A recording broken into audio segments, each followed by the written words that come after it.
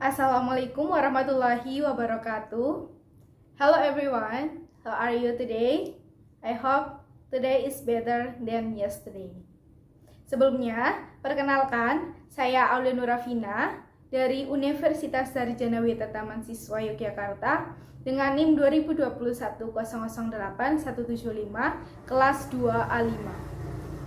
Jadi dalam video kali ini saya akan menjelaskan materi tentang tanggung jawab sosial perusahaan guna memenuhi tugas ujian akhir semester mata kuliah etika bisnis dengan dosen pengampu Ibu Nala Trikusuma. Selanjutnya, sebelum masuk ke materinya, saya akan sampaikan terlebih dahulu apa saja topik yang akan saya sampaikan. Jadi saya akan menjelaskan 5 poin pada materi kali ini. Untuk poin yang pertama, ada tanggung jawab legal dan tanggung jawab moral perusahaan. Poin yang kedua, pandangan Milton Friedman tentang tanggung jawab sosial perusahaan.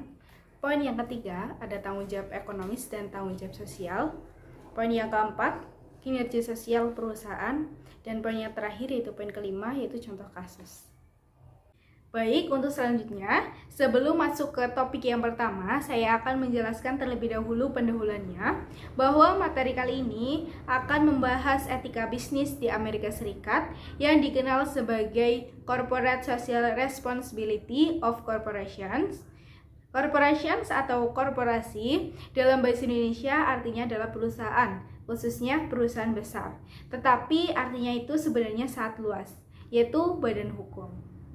Korporasi ini berasal dari bahasa Latin, yaitu corpus atau corpora, yang berarti badan, yang berarti pula yang dijadikan suatu badan. Korporasi tetap memiliki istilah bahwa artinya adalah badan hukum. Baik, untuk selanjutnya adalah poin yang pertama, masuk poin yang pertama.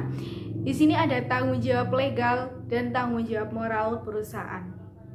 Timbul pertanyaan bahwa apakah perusahaan mempunyai tanggung jawab legal? Jawabannya tidak bisa diragukan lagi bahwa dengan jelas sekali perusahaan memiliki status yang legal. Karena sebagai badan hukum, ia memiliki status yang legal. Karena merupakan badan hukum, perusahaan mempunyai banyak hak dan kewajiban legal yang dimiliki juga oleh manusia perorangan dewasa seperti menuntut di pengadilan, dituntut di pengadilan, mempunyai milik, mengadakan kontrak, dan lain sebagainya. Seperti subjek hukum yang biasa atau manusia perorangan, perusahaan pun harus menaati peraturan hukum dan harus memenuhi hukumannya bila terjadi pelanggaran. Pada intinya, ia atau perusahaan ini mempunyai tanggung jawab yang legal.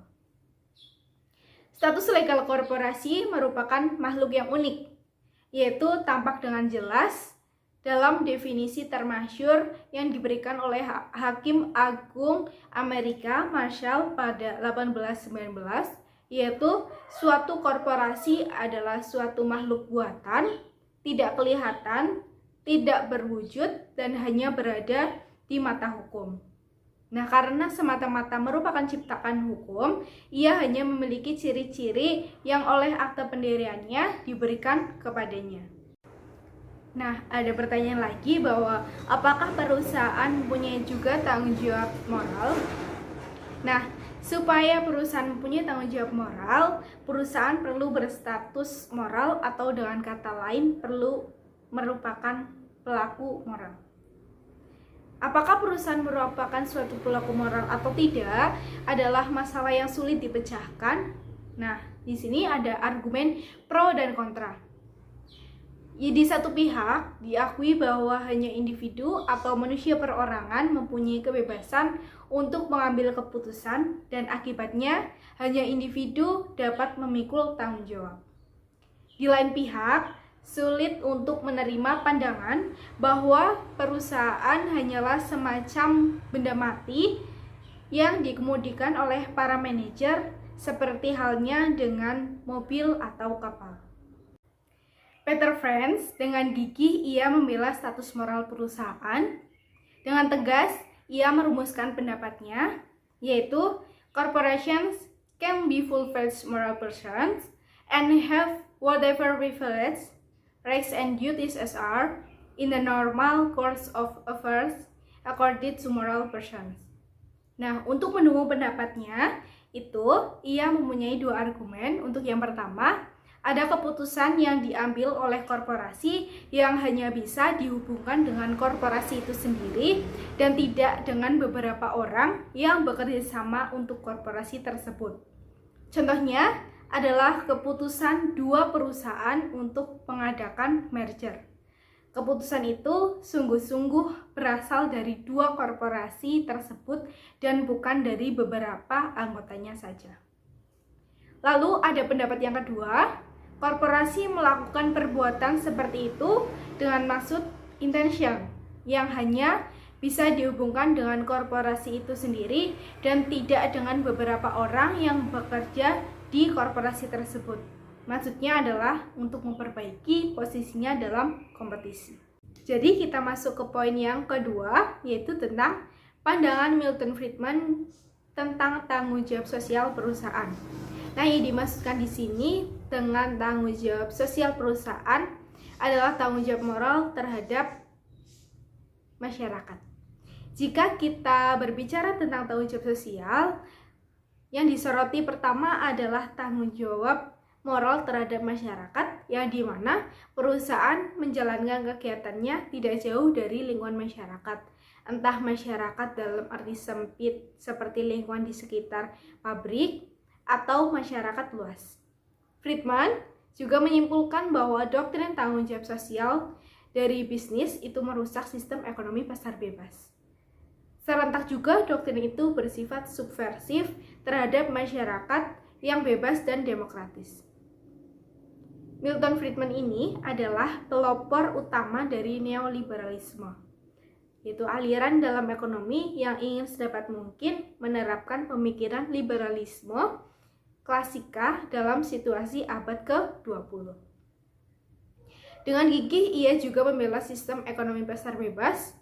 Ia melihat seruan akan perlunya tanggung jawab sosial bisnis sebagai usaha untuk memperbaiki citra dari kegiatan mencari untung.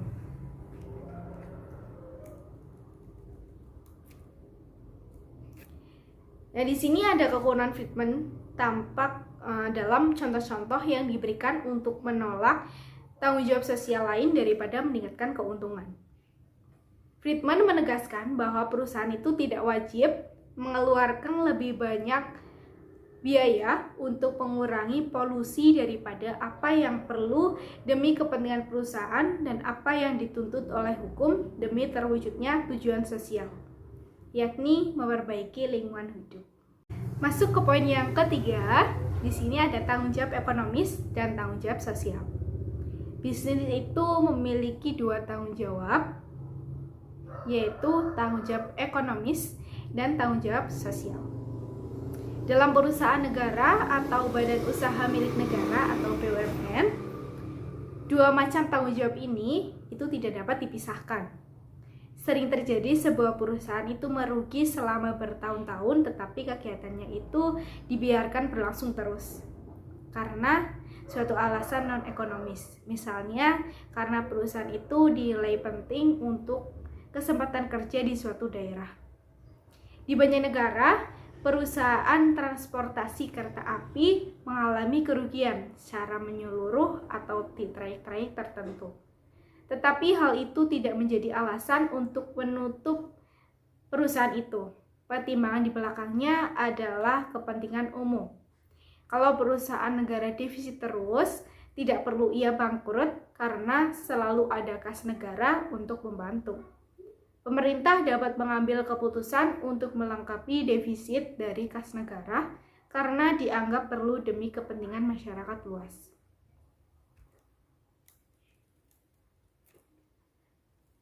Perusahaan swasta tidak mempunyai jalan keluar yang seperti BUMN kalau mengalami kerugian. Kelangsungan usahanya seluruhnya itu terletak dalam tangannya.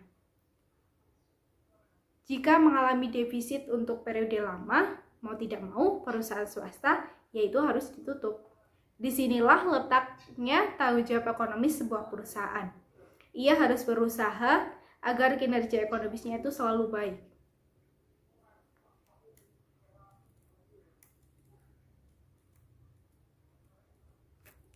Nah, tanggung jawab sosial perusahaan adalah tanggung jawab terhadap masyarakat di luar tanggung jawab ekonomis.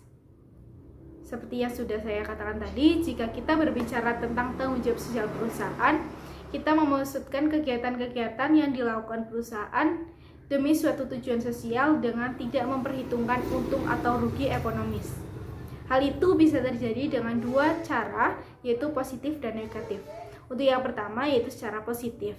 Perusahaan bisa melakukan kegiatan yang tidak membawa keuntungan ekonomis dan semata-mata dilangsungkan untuk demi kesejahteraan masyarakat atau salah satu kelompok di dalamnya. Lalu secara negatif, perusahaan bisa menguntungkan diri untuk tidak melakukan kegiatan-kegiatan tertentu yang sebenarnya menguntungkan dari segi bisnis tapi akan merugikan masyarakat atau sebagian masyarakat. Masuk ke poin yang keempat, di sini ada kinerja sosial perusahaan. Jika kita menyimak sejarah industri, memang banyak perusahaan-perusahaan besar atau pengusaha-pengusaha besar yang memperoleh nama harum itu bukan hanya saja karena keberhasilan di bidang bisnis, tetapi menerapkan filantropi. Seperti nama terkenal seperti Andrew Carnegie, pengusaha yang pertama kali memproduksi mobil pada skala besar. Mereka mempraktekkan filantropi terhadap karyawan mereka sendiri dan masyarakat luas. Carnegie membantu banyak lembaga pendidikan dan mendirikan lebih dari 2.800 perpustakaan umum. Menurut dia, kelebihan pendapatan dipercayakan kepada orang kaya untuk berbuat baik kepada sesama yang kekurangan. Kekayaannya itu hanya merupakan trust funds, dana yang dipercayakan kepadanya untuk membantu orang miskin dengan cara paling efisien. Jadi, Carnegie memang berpendapat bahwa pengusaha mempunyai tanggung jawab sosial dalam arti yang positif. Masih pada poin yang keempat, di sini ada alasan mengapa bisnis menyalurkan sebagian dari labanya kepada karya amal melalui yayasan independen. Alasan yang pertama itu berkaitan dengan kenyataan-kenyataan bahwa perusahaan itu berstatus publik. Sudah ditekankan juga oleh Milton Friedman, memang tidak bisa dibenarkan bila para manajer itu melakukan karya amal dengan kekayaan yang bukan miliknya sendiri. Alasan yang kedua, di samping alasan finansial seperti kemudahan pajak, alasan lain lagi adalah bahwa pimpinan perusahaan itu tidak bisa ikut campur dalam urusan suatu yayasan independen dan dengan demikian bantuan mereka menjadi lebih tulus, bukan demi kepentingan perusahaan saja. Masih pada poin keempat ya, ini untuk slide terakhir, bahwa kini upaya meningkatkan citra perusahaan dengan mempraktekkan karya amal sering disebut dengan corporate social performance atau kinerja sosial perusahaan. Perusahaan tidak saja mempunyai kinerja ekonomis, tetapi juga kinerja sosial. Tidak kalah pentingnya mempunyai hubungan baik dengan masyarakat di sekitar pabrik dan dengan masyarakat umum. Karena kinerja ekonomi perusahaan langsung terancam kalau hubungan baik itu tidak terjamin. Lalu ada tujuan terakhir kinerja sosial adalah mengamankan perolehan untung. Dalam bahasa Inggris, hal itu dirumuskan dengan kata-kata yang bagus bahwa tujuan kinerja sosial adalah doing well by doing good atau lebih maju dengan berbuat baik. Kita masuk pada poin yang terakhir, yaitu pada poin kelima. Ada contoh kasus dari musibah pabrik Union Carbide di Bhopal. Pada 3 Desember 1984 malam pukul 00.40 terjadi kecelakaan besar dalam pabrik pestisida milik Union Carbide di kota Bhopal di negara bagian Madhya Pradesh, India. Diduga ada 5.000 orang menjadi buta dan 200.000 orang mengalami gangguan kesehatan lainnya. Sebab kecelakaan adalah kebocoran metal isocyanate atau MIC dari tangki E610 yang menyimpan 40 ton lebih dari bahan kimia yang sangat berbahaya ini.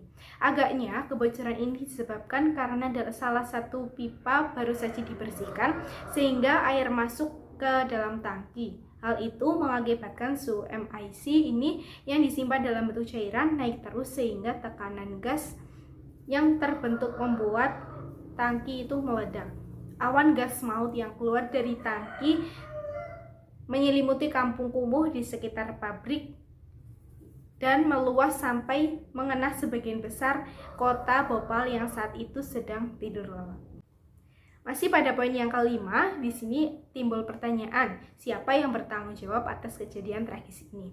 Pabrik di Bhopal ini memproduksi pestisida Sevin yang sangat penting untuk pertanian India. Khususnya pestisida ini dianggap efektif untuk kedelai.